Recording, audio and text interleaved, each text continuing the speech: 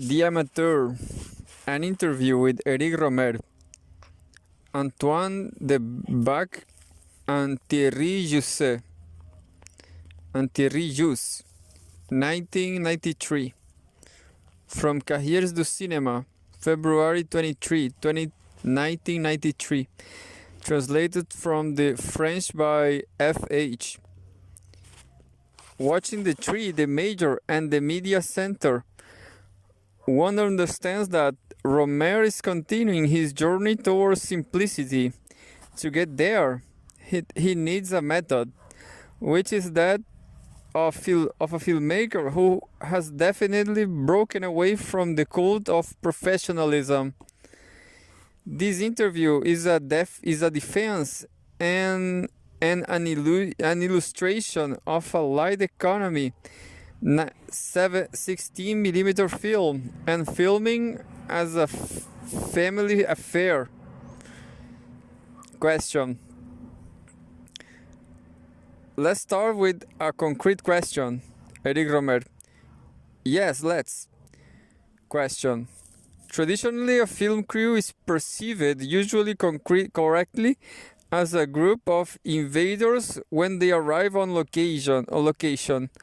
How did you work to not give that impression when you arrived at the small village in the Vendée where you filmed the tree, the major, and the Mediathèque? Eric Rohmer. I am always furious when wanting to film somewhere the owners of the property refuse, frightened by the damage from earlier film crews. In general, when a crew has filmed, the location resembles a battlefield. On the contrary, I make it a point of honor to respect the location. No breakages, no disappearances, and a discreet crew, even if there are more of them than on the last film. In the case of the tree, the major, and the Mediathèque, I was some friends who lent me a place, in particular the chateau where the crew slept, ate, and filmed. We came as friends, respecting the place. As for street scenes, whether in Paris or in a village, our role is to be the invisible man.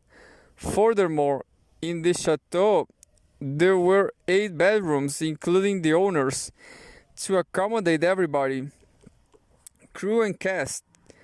So everybody, the actors had to take it in turns according to their other jobs, and there were never more than 2 at the time in the Vendée. As for the technicians, there were 3 of them, 2 for image and sound, and François Echegaray for all the rest, from the lighting to general management.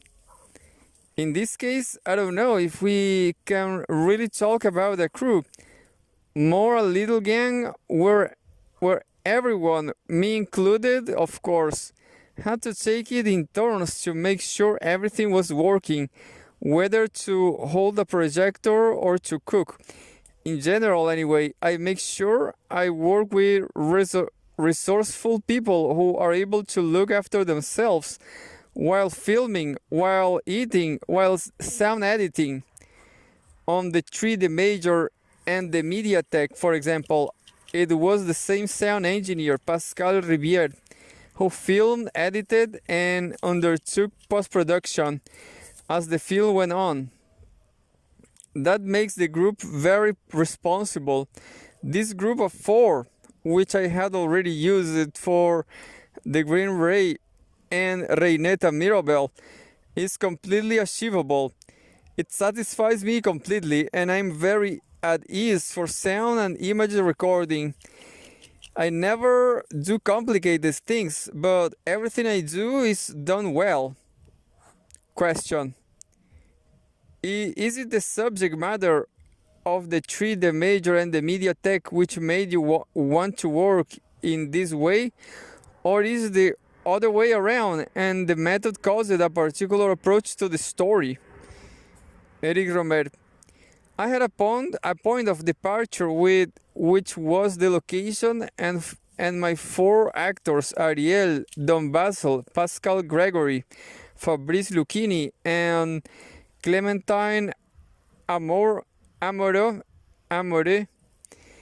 Then I decided to write the dialogue as we filmed, having in my head the idea of working absolutely in the conditions of an amateur. A more written story and a more professional shooting script will have been artificial in this environment, where the point was, at the end of the day, to get people to talk. I wanted to avoid cliches, which will have been dangerous for a film whose themes could be seen as cliched politics, the countryside, themes furthermore which I don't know well, at least not directly, and that I master less well than my usual subjects. Politics is something I know through the intermediary of newspapers and television. Does it through a certain number of cliches, and these were cliches I didn't want to reproduce, even if I was going to have to film them as well. This film, through its subject and its setting, was therefore better if it was more amateur than professional. It was a clearly made political and aesthetic choice. Question. The script was written as you filmed. Eric Rohmer. Lots of people have told me that the story seems well constructed, very elaborated. However, the script was written bit by bit, sometimes right at the last minute. I always had the idea of using intertitles, which means you don't have to tell the whole story through images and allows you to jump over scenes that are there just for information. On the other hand, I didn't really know what would be written on them. When I started the film at the beginning of March 1992, I still hadn't written the different dialogues. I simply had a text which described each sequence. For the Green Ray, I didn't have anything at all, because the actors were playing themselves. Here I couldn't use the same principle because Pascal Gregory isn't a politician, and François-Marie Bienir isn't a newspaper editor. I had to give them some text, even if they also brought a lot to the role. I wrote this text individually for each actor, like a sort of personal ID card, with indications of what kind of dialogue there should be and references to certain discourses. Question. So there are some improvisations. Eric Rohmer. Yes, effectively. Notably, Clementine Amore, when she's interviewing people from the village, she wrote the questions and she had complete freedom in carrying out the interviews, and she did very well. On the other hand, the visit to the architect's office is also improvised. Without doubt, it's the scene I'm happiest with, not only because people speak well, but also because they move without too many problems. Ariel, Don Basil, and Pascal Gregory have a remarkable sense of framing. Question. How far did you push the improvisation? Did the architect go as far as designing the plans for a fictional media center, the one in the film? Eric Rohmer. In fact, it was the architect in himself who gave me the idea for a media center. We went to the location in the Vendée. I explained my film to him. The idea was the mayor wanted to build something in the field behind the tree. He proposed a mediathek to me. It was a word It was a war I didn't even know designed it, and had to defend the project in front of Ariel Dombasel and Pascal Gregory in the scene filmed in his office. It was his way of really becoming involved in the film, to make it a real competition with real plans, a real scale model, a real place, real constraints, even if it was all fictional. Question. Let's continue with this theme. When the villagers were being interviewed by Clementine Amoureux, did they think that a media center was really going to be built? Eric Rohmer. There are two ways of considering the villagers. You can consider them as characters in the film, and then they talk about culture or the media center. You have to assume they know the major projects, and therefore the fiction of the film. You can also consider them as real inhabitants who talk about their relationship to culture in general and the problems of their village in particular. In fact, the inhabitants weren't told about the story of the film and responded to Clementine Amoureux as if she were a real journalist who was writing a story along the lines of the cultural needs of the rural milieu. They all replied in relation to the reality of the village, not the fiction of the film that they didn't know. But I like this little mismatch. I see it as a proof of the interference between the reality of a village and the story I invented with the help of my actors and the architect. Question. There is another discourse in the film that's unusual for you. That's to say, a purely political discourse. For example, Pascal Gregory during his interview with Clementine Amoureux. How did you write these texts that are close to the political discourse we hear on television, and yet still very much yours? Eric Rohmer. I will call that political doublespeak, langue de bois, even if it was very worked on for the film. I didn't want to fall into parody. It was rather, how will a young politician believe in the waffle that he's reeling off? It's a matter of belief, so it's interesting for the cinema. Technically, I operated through impregnation rather than collage. The impregnation by the ambient political discourse, the media's discourse. I certainly took some very precise phrases from Chevènement and a lot from what the real mayor of the village said. But on the whole, it's a kind of restitution of a type of language. Question. There are also other discourses which follow Gregory's political discourse, such as Lucchini's theatrical discourse, and the one on the on-the-spot reactions from the inhabitants. It's quite unusual to have such a mix of registers in your films. Eric Rohmer. It was a risk I wanted to take by mixing actors and non-actors. I think it's easier for me in this amateur kind of film, all the more so because I ask my actors to play as naturally as possible. I've always done that. I will like that what is felt in my film is written, and that what seems written is improvised. That's always what I'm looking for.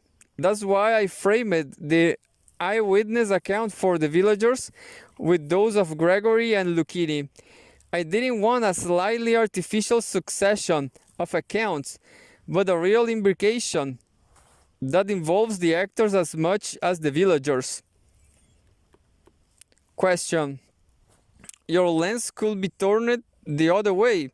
You make a story, a fiction, from the villagers, but you are also making a documentary about a politician or even Fabrice Lucchini himself.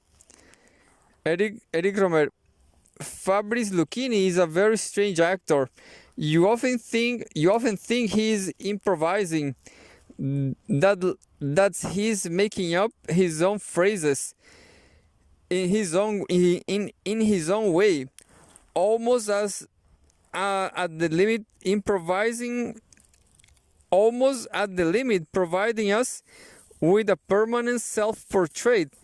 But nevertheless, he needs strong initial constraints. A text that can't really be strayed from at all. On Full Moon in Paris, I gave him text that was only slightly written, texts that were far from being sacred, and he couldn't manage it all. So to really be Lucchini, he asked me to write the text more, to further constrain him. It's the same in the 3D major and the Mediatek. Everything is written, but in this sense, as you say, it's almost a documentary on Lucchini's working methods. It's my text, including his interview with the journalist, which seems very free, but Fabrice is never as good as when he has a text. Question. We would like to come back to the question of television. You've worked a lot in television. You have talked about its virtues of freshness, but this is one of the first times we've had the impression that one of your films has integrated it, made the televisual manner one of the motors of the story, the impression that certain people's language and their ways of behaving come directly from television. Eric Rohmer, The 3D Major and the Mediatek is a film that is contemporaneous with television. My information comes at least partly from television, but my characters also appear on the screen in a way they couldn't on television. For example, I recorded certain political debates on the television. I studied them, but I deliberately distanced myself from them during filming. My way of filming is very different. First of all, technically, because I refuse to shoot in reverse shot with several cameras. Next, especially because the relationship between characters and their environment will never happen on a set, but through a stronger, more realist inscription in space. Finally, television always films through a grid for information, while I'm working for something else, not in the order of knowledge, but finding a certain truth about each character. Moreover, in the film, I cut one of the interviews, probably the most informative from the point of view of culture, so that I could kept those where people appear to be themselves through what they say. Is this appropriateness to the ontological that is the mark of cinema, and that television, through its eagerness for spectacle, for information, to key discourses, doesn't manage to capture. What I like best in the film is the farmer who only replies with yes or no, without discussion, always out of sync with the question. He has a certain way of being, a certain truth about the countryside, distrustful of those city dwellers who want him to speak. That's fascinating.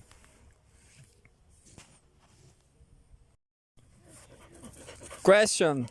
This method of supersending television is important in your films.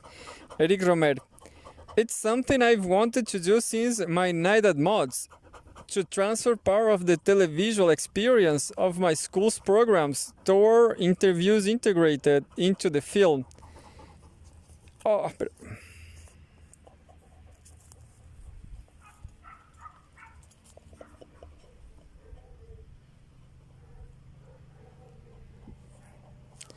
people said to me at the time, that's television, that's radio, it's not cinema. This practice has always helped me, and I've used it several times, even when it doesn't function as such in the film. With Laszlo Szabo in Full Moon in Paris, for example. This has led me to pay particular attention to my characters. One of my characters will never say something that is manifestly wrong. They all have a truth, and conflicts arise from several possible truths that may emerge from the same event. I think the right way to view my films, if there has to be one, is to be persuaded in turn by each of my characters to believe each other, and finally to understand that there is a mystery which holds together several explanations, several stories that are all equally credible. Let's say that I, as the author, while writing, am persuaded in turn by each of my characters. Question. We felt this ambivalence above all in the temporal organization of the three, the major and the mediatek.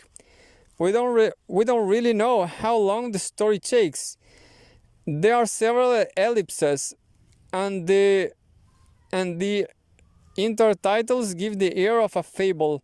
The organization of space is very rigorous, but time is far more uncertain. Eric Rohmer. It's true that time doesn't have a realistic duration in this film. The chronology is fairly muddled, and one can date the different moments of the film. The first lesson of the primary school teacher gives on the use of the SE clause is timeless, functioning as exegesis, but fully integrated into the film. In the same way, the sequence where Ariel Dombassel and Pascal Gregory walks together goes beyond similitude. That what generally I don't allow myself to do, but in this case, introduced the idea of table or tale, or fable or tale. The major and the novelist's costumes change in the cut from one shot to another. There is an immediate intermediacy indeterminacy which in this fairly codified space, that of a countryside walk, gives the flow of time and feeling of the fantastical. I was the opposite of A Winter's Tale, where everything was very precisely dated to the very day. The two experiments have been convincing, and the public wasn't being confused. They are able to orient the two films, A Winter's Tale as a social chronicle, the three, the major and the mediatek, as a philosophical fable. Question. In a preface written recently for Balzac's La Rabouilleuse, The Black Sheep, you talk very precisely about the novelist's use of time, that it is more vertical than horizontal, more concerned with harmony than a melody. Would you apply this organizational principle to your latest film? Eric Rohmer. I hadn't thought about this, perhaps. Question. This way of planning with several points of view, making them reply at one end of the film to the other. Eric Rohmer. I must say that I wrote the preface to La Rabelais just before making this film. I like Balzac, but people don't normally notice it in my films. I'm pleased. I'm pleased you've noticed it. I caught it caught me. It caught me a bit unawares, and I've certainly been more Balzacian in this film. It's a script I wrote after having reread most of Balzac, in particular his Etudes philosophiques that I didn't know before. Question. In this sense, we could say that it's less contemporary matters that led you to deal so directly with politics than your strong relationship with and recent rereading of Balzac. After all, the Major is a very Balzacian character, as are the relationships between the characters in the film. It's a sort of scene de la vie de province, as seen by Eric Rohmer. That's not at all impossible, but I didn't think about this. The subject came spontaneously, naturally. Perhaps what should be said, that what came naturally was a resurgence, possibly unconsciously, of those readings and that Balzacian universe that is very familiar to me. To be honest with you, my reading of Balzac and the preface to La Rabelais are very clearly polemical from my point of view, against Barthés's work in S&Z against a semiotic reading of Balzac, to settle my personal argument with structuralism, including with Carrier's from the structuralist era.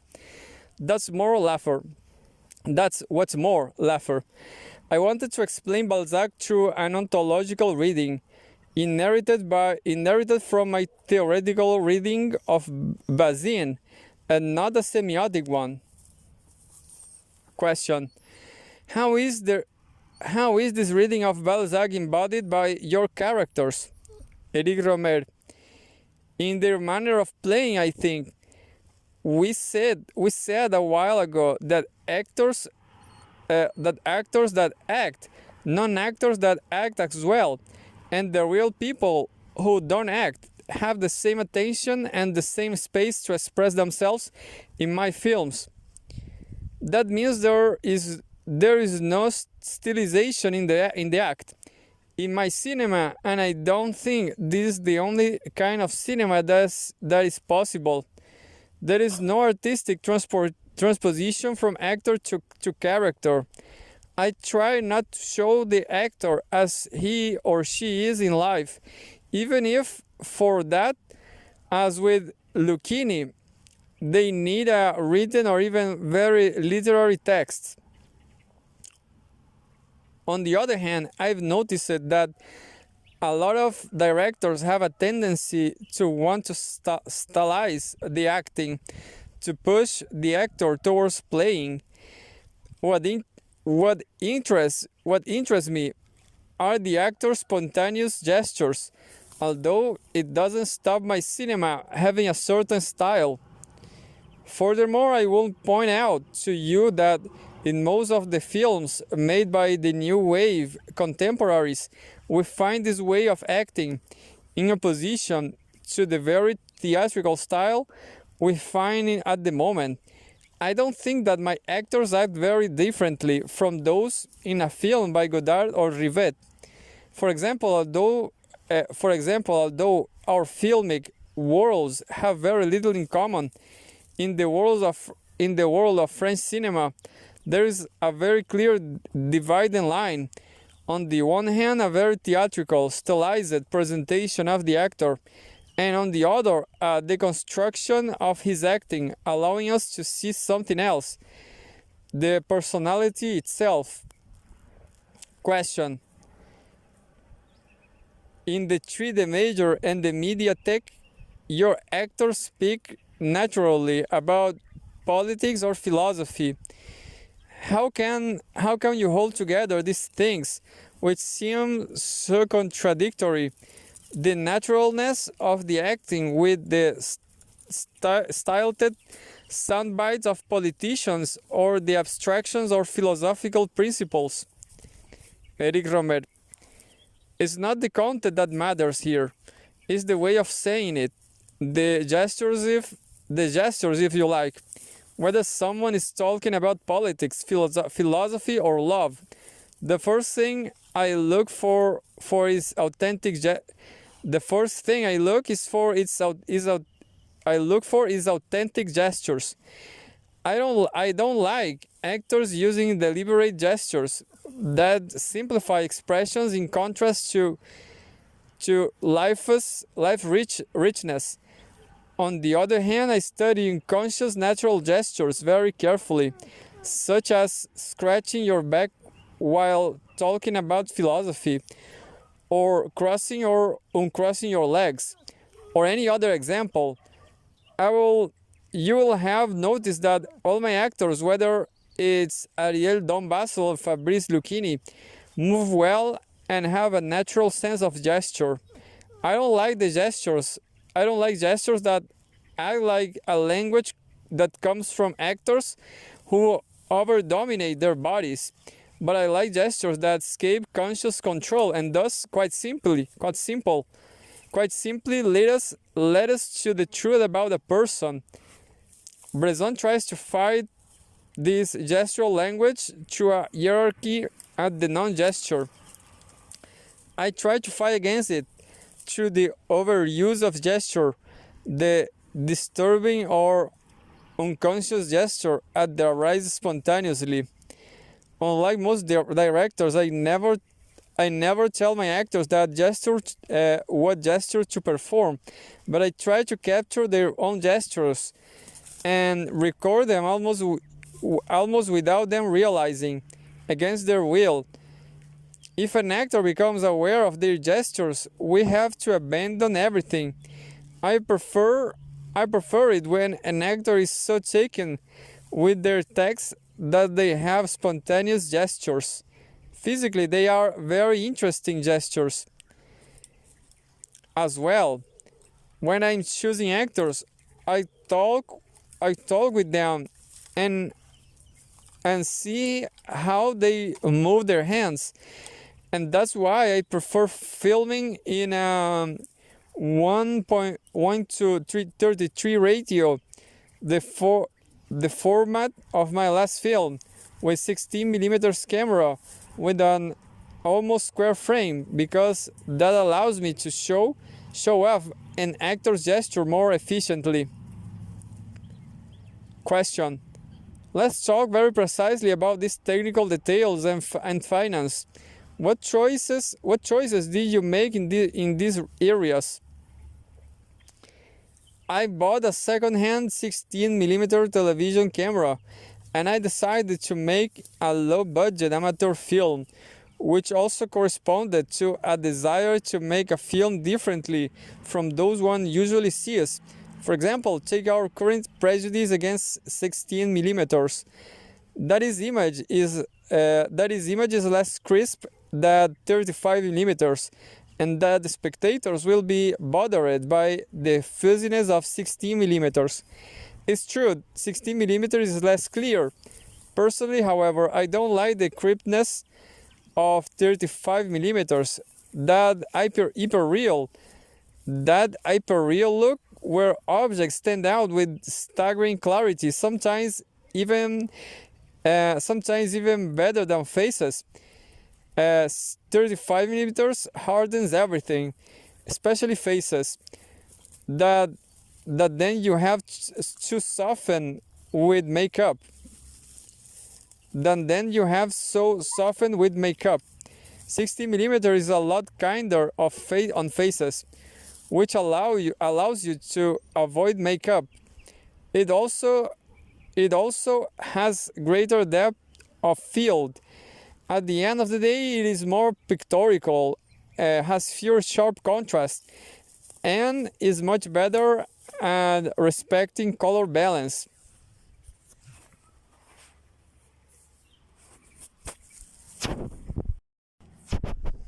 Question: Your 16 millimeter image is closer to an ontology, a recording of the world, than a 35 millimeter image that moves from the real towards the world of cinema, towards a hyperrealism that becomes synonymous with the cinematic. Eric Rohmer: Yes, exactly. 16 millimeters is more realist. I noticed something during the color correction of my last film. At this moment, technicians are tempted to correct an overpowering pink tint, a magenta, a pink tint that bodies have when they are recorded on film, which gives color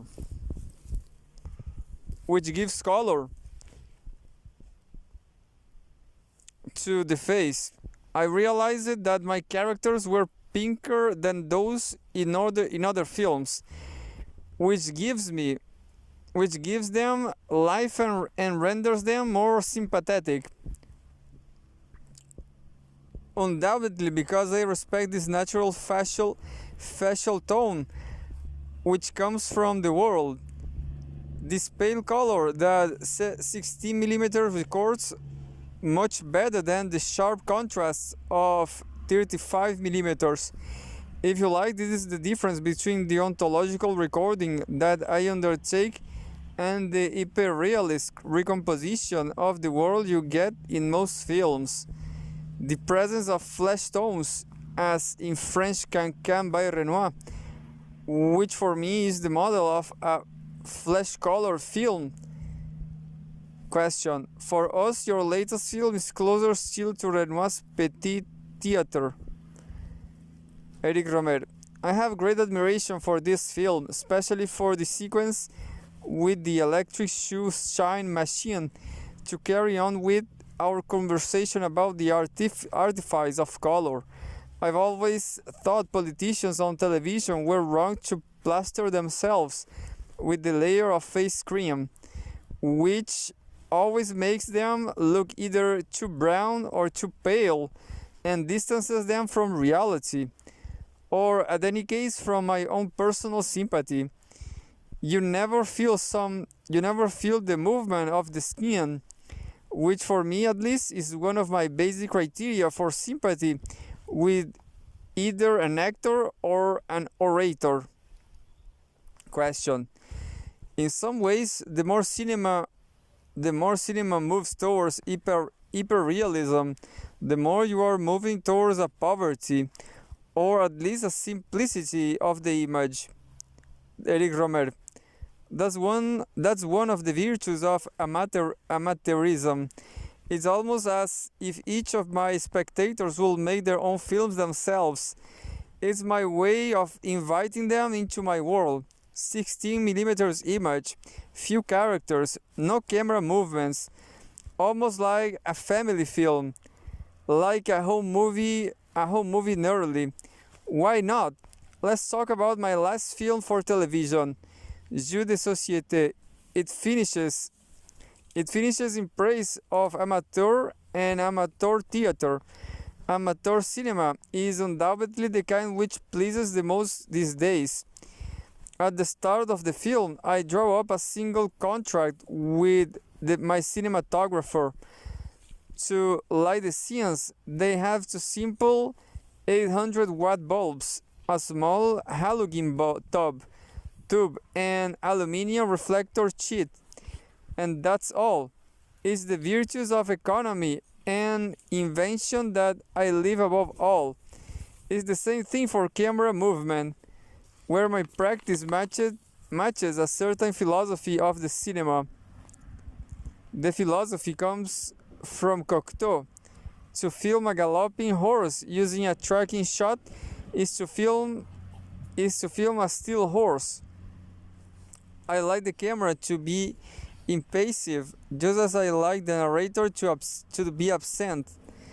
And I only use panoramic movements to increase space, which is another way of staying objective. Question: how do you situate this amateurism in relation to French cinema? Eric Rohmer: I'm proud to assert my amateurism and I take responsibility for its consequences. I wouldn't say I deliberately refuse CNC approval for my latest film, but I approve of it.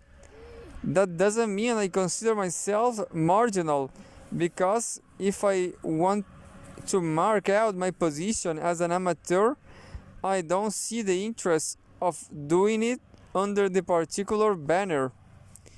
When I was at Cahiers, I was much more of an extremist. You had to break the system, championing the amateur over the avant-garde. I criticized the CNC and the system for founding by advancing founds for being stifling institutions that serviced a profession that operated as a closed shop, that deal with projects from outside very unfairly, that prevented them from being finished. I almost didn't get to make my night at Mott's because of this system. If I hadn't had Truffaut's help, both the CNC and myself had changed since. The French system is a lot more supple these days, liberated from the weight of very conservative unions such as they have in America, and far more open to projects from young filmmakers. As for me, I constructed a small system for myself, the production company Les Films de Lausanne, which allowed me to avoid commissions and advances from the CNC, and to work in my own way as an amateur. It's no longer a revolt, but more an independent method of working by yourself and for yourself. And every one of my films comes in on budget, so I don't need subsides. If I get them, all the better, but it's not vital for me. Let's say that the commission wasn't very fair not to give me anything for my last film for technical reasons. I didn't employ enough union technicians, but I didn't make a fuss. Question: watching your latest films, it seems that this influence of amateurism is growing. After Full Moon in Paris, which was undoubtedly your most professional film, with a fairly large crew, there's been The Green Ray, The Adventures of Reinette and Mirabelle, and The Three Major and the Mediatek. These are all films that are outside of the framework of the comedies and proverbs, or the tales of the Four Seasons. Eric Rohmer: these 16mm films you are discussing were originally conceived as being intermediaries between the series, even if The Green Ray is part of the comedies and proverbs, something I regret a bit now. But aren't these intermediaries becoming a major theme in your work? There is even a kind of contamination between these films and your series. A Winter's Tale seems drawn towards this amateur strain through its filming, its small crew. Eric Rohmer: A Winter's Tale was filmed in super 16mm. It was winter and we needed a great tone and also of ease. We were shooting in a lot of different locations: streets, buses, crowds, cars, in the suburbs, in Paris, in Nevers, in small flats, and at the theater. In this way, we could integrate it into the 16 intermediaries. But I would like to leave this idea to one side, because it will really take on its full meaning when the Four Seasons series is completed. These series films are much more closely scripted. The 16mm intermediary films are much freer. The script doesn't impose as such, and the role of the actor is more decisive. It's almost a portrait of the actors, and the film is made for them. To give you an example, the only constraints I had for the 3D Major and the Mediatek was my decision to film some of the scenes in the chateau and some in the park. The rest, that's to say the story, came from my desire to work around the chateau, that is to say in the village. The actors could take over from each other and could be placed in if needs be. I was really very free. Question. So if you really want to uphold this distinction, we could say jokingly that your tales have become your intermediaries and your 16mm intermediaries in your series. Eric Rohmer. It's true that the intermediaries have become more frequent. Since 1986 and The Green Ray, they have been one film in two. And they do have a tendency to rub off of my more written tales. If only my colleagues knew how relaxing it is to make a film with only a few people, while most filmmakers make bigger and bigger films as they advance in their careers. I'm making lighter and lighter films. It's in that spirit that you need to understand your question. On the same hand, when one is the author of one's films, as I am, there is a danger of getting stuck in a system that is too coherent and repetitive. That's why I want to vary my styles, characters, and above all, my locations. That's why I vary the locations as much as the seasons in Tales of the Four Seasons. In the same way, I rarely use the same actors within a series, which allows the stories to vary a bit. And sometimes, more rarely, I make a story a history film, a very disorienting and very different genre. Question. Are you following contemporary documentaries, a genre that is undergoing a real renewal at the moment? Eric Rohmer.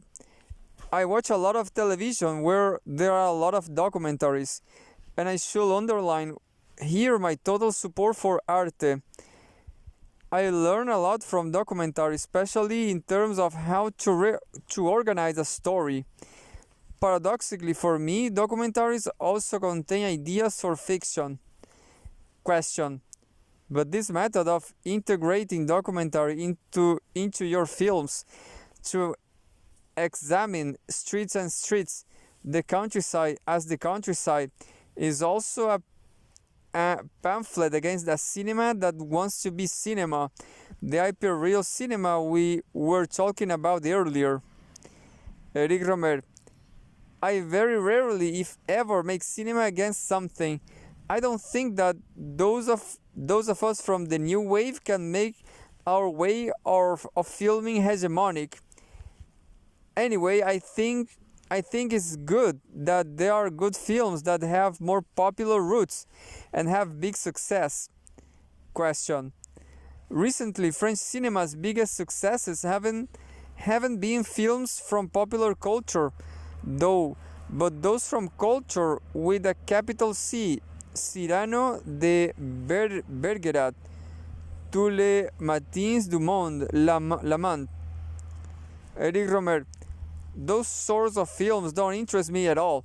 When I talk about French popular cinema, I'm thinking about cinema with its roots in the café theater, which I find a lot healthier. When I was a critic, I was Charbonneau, Joffé. Now it's les invaders. Question. You mean les visiteurs? Eric Rohmer. Oh, yes, yes. I won't go and see that film, but I think it's good such film exists. It's not my cup of tea, but I support those films, not only from a commercial point of view. There are great things in cafe theaters, whereas there is nothing to take from the pseudo-cultural. Truffaut defended popular cinema, and the cafe theater it was derived from. And from this point of view, the weekly magazine Arts was very interesting during the 1950s. Arts attacked the cinema of quality ferociously and praised Carbonneau, Les Corsaires de Boulogne, or Joffes Courtete, or Les Hussards, as did Truffaut. I think what links this kind of cinema and that of the new wave is an absence of a cult of form. In each case, the desire is to film things as simply as possible. In the other tradition of the cinema of quality today called cultural cinema, there is always some kind of intermediary that smells of that blots the film. The desire for a beautiful image, a cultural script, a social problem. That's the whole history of French cinema. When it first appeared, there were three cultures: academic culture, such as painters exhibited in the salons, the Comédie Française, and the writers of the Académie Française, and avant-garde culture, such as the Fauvists, the Cubists, Debussy, and Stravinsky, and popular culture, such as dance music, the tango, boulevard theater, the café concert, and cinema itself. There were very different audiences that sometimes met, and I think the history of cinema is a history of alliances between either academic culture or avant-garde culture and the cinema. That was nevertheless originally popular. In the first alliance, we get the cinema of quality, and in the second, new wave.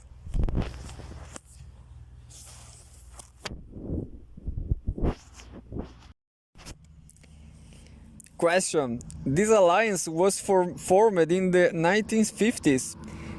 In your writings in Careers and Arts, Eric Rohmer. I don't like the word compromise, but I don't think, consciously or not, there was a kind of pact.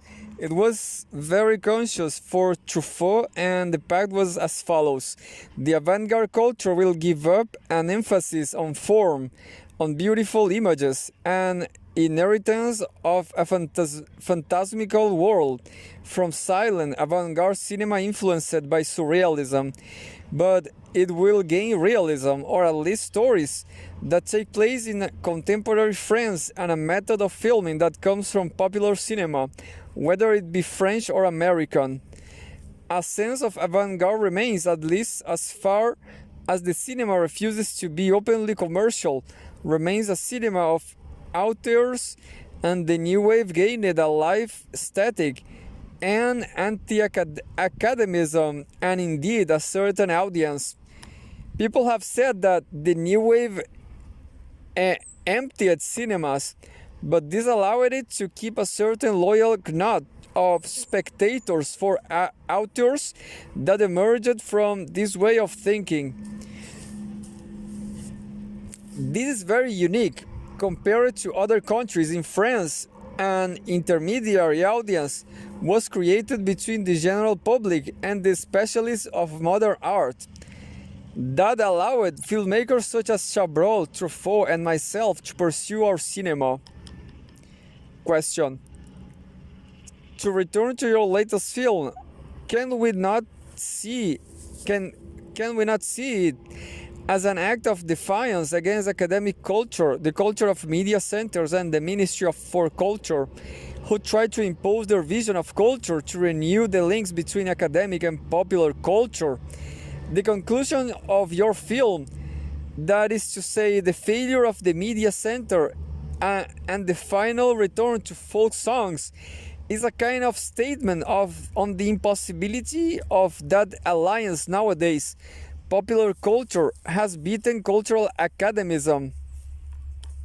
Eric Rohmer. It's true that could be a possible reading. Yes, it's a little bit that. The demagogues' problem is that they want to impose culture because that implies that there is a correct culture and one that is wrong. While in fact there are different cultures for different audiences. A media center is in the countryside as if that were a universal need revolves me. Even if my film, it will say again, is not a film against something. Question. That revolt against a universal culture that wants to impose itself on the countryside, against a cultural modernism that wishes to interrupt tradition, even if it is expressed through fiction, is that not your way of being a citizen or of advancing a political discourse? Eric Rohmer. It's more an intervention in the conduct of the city, almost in the Greek sense of the term. In my films, I've always remained behind the fiction. I don't take sides or choose one character over another. In my interviews, I am sometimes more explicit. I remember that in Cahiers in 1969, I gave a profession of faith in the ontology of the image, even if it wasn't really known at the time. For me, an artist should be preoccupied with questions concerning the environment, the beauty of the world, in the countryside as well in the town, rather than following one particular political line. In 1969, especially for the Cahiers, that was a provocative position, misunderstood and interpreted as a conservative attitude. Nowadays I hold something very dear, but it is very difficult to imagine a film defending nature and heritage. And it's a vacuous, some sentimental, nostalgic film. I obviously didn't want to make this kind of film, so I had to find a way to have a conversation about nature and architecture in a way that was true to my concerns. I think that an artist is especially attached to these questions of nature and architecture, and perhaps that's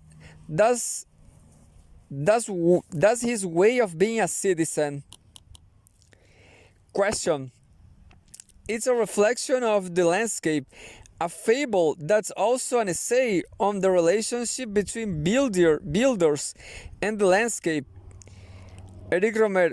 I wanted to show that whatever the architecture did, he was destructive, and to ask myself how much you can dominate a landscape. It's a film about the destructive power that's both extremely strong because it is invested with a godlike quasi-divine power, and very dangerous because it can only feed off pre-existing landscapes of structures in order to transform and destroy them. Question. In fact, for you, ecology is primarily a cinematic question, in the sense that the defense of the landscape, the field, and the trees above all, and a defense of that which is recorded most strongly on film, and bring us back to the prime question: what is cinema? The ontological force of a place.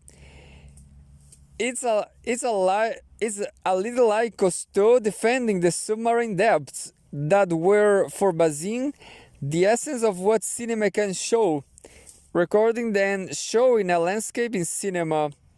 Eric Rohmer.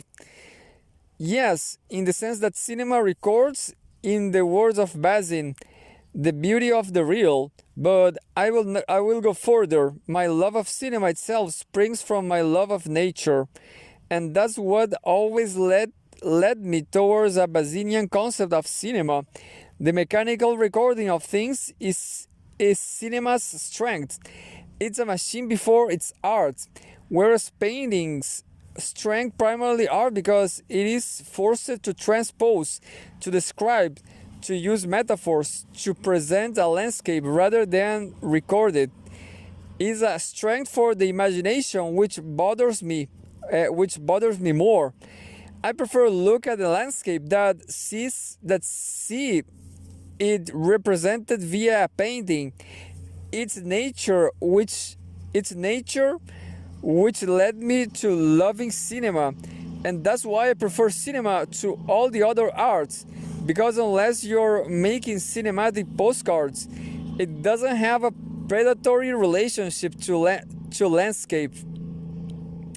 Question: but can this godlike ambition that architects and painters have, that you fear also be seen as political, the desire to construct a new, better world? What you are promoting is modesty in all things, in architecture as well as politics. Eric Rohmer: certainly, but politicians are also revising their ambitions and beginning to prize modesty. At the moment, everyone is questioning political actions and political discourses, me included. I have to admit that I have no certainty about this. If I had to give my own personal opinion, I will support the primary school teacher in my film, who has an ecological point of view, but who distrusts all the ecologist's political discourse. Well, it's more complicated than that. I will have a tendency to speak like the primary school teacher, but to listen the socialist major. Question: that's exactly Jousse, the primary school teacher's daughter's position. Eric Rohmer: it's true that's probably the position I'm closest to. And that's why the film is not at all pessimistic or nostalgic or conservative. It's a child who is expressing a simple truth about landscape, her desire to keep the trees around her alive. I've always kept faith in the future and trust in the past together. In a certain way, I'm a very conservative, but the more conservative I am, the more I am waiting for the future. As far as architecture goes, for example, I defend the utopian futuristic projects of the 1960s and 1970s, as in my television program on the oblique function. In architecture, with Paul Virilio and Claude Parents, everything is a question of context. You have to be conservative in the framework of tradition, for example, in Paris, but one has to be resolutely futuristic in utopian settings, such as in the new towns, where everything can be allowed.